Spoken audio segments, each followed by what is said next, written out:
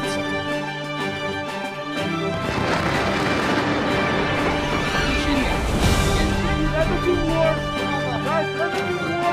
They're still finding dead bodies here. Let there be no doubt. The United States has Israel's back.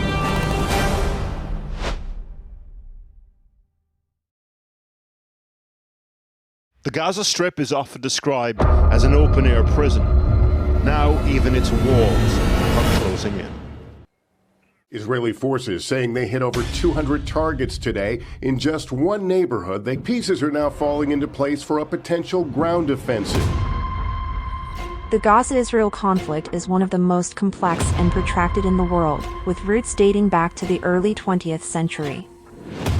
The latest escalation of violence, triggered by a Hamas attack on Israel on October 7, 2023, has resulted in thousands of casualties, massive displacement, and widespread destruction. Folks, there's a lot we're doing. As the international community scrambles to broker a ceasefire and prevent a humanitarian catastrophe, the prospects for a lasting peace remain elusive. The Gaza-Israel conflict is not only a tragedy for the people directly involved, but also a threat to regional stability and global security. The world cannot afford to stand by and watch as innocent lives are lost and hopes for peace are shattered. Recent escalations have exposed the failure of the international community to address the root causes of this dispute and to uphold its responsibility to protect civilians. Russia has long been allied with Israel's staunchest adversaries and Hamas's most important backers, bombing Syrian rebels in support of pro-Iranian fighters battling on the side of Syrian President Bashar al-Assad during Syria's civil war. But Russia also maintained strong ties and security arrangements with Israel, Putin meeting Israel's Prime Minister Benjamin Netanyahu on many occasions. We in no way underestimate the importance of measures that would ensure very strong security of the State of Israel.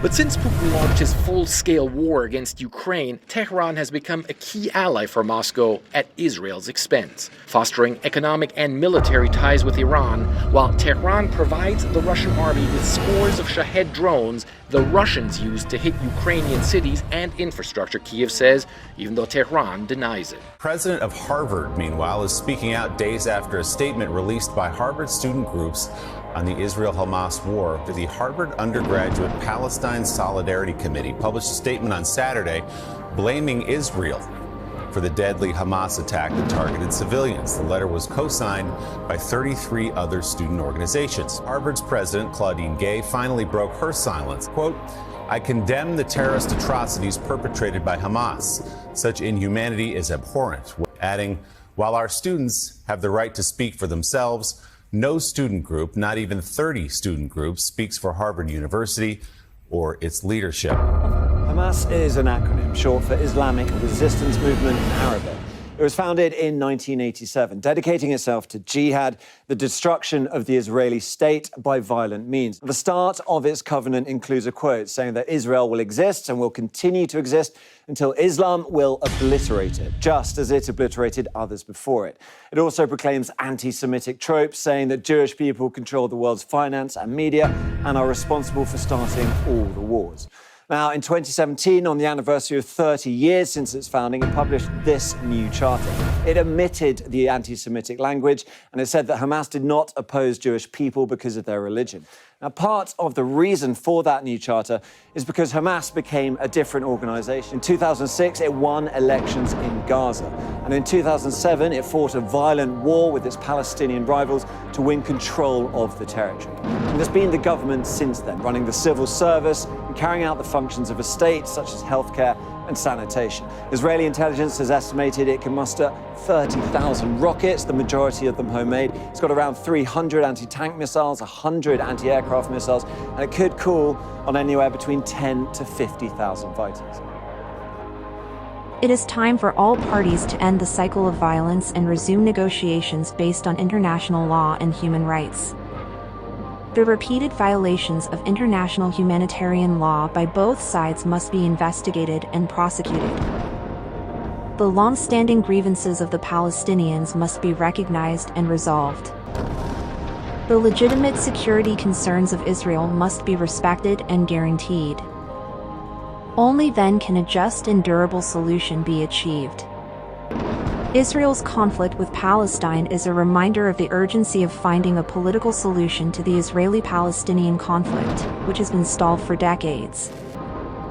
The two-state solution, based on the 1967 borders and with Jerusalem as the shared capital, remains the most viable option for ensuring the rights and dignity of both peoples. The international community must renew its efforts to facilitate meaningful dialogue and reconciliation between the parties, and to support the implementation of a comprehensive peace agreement.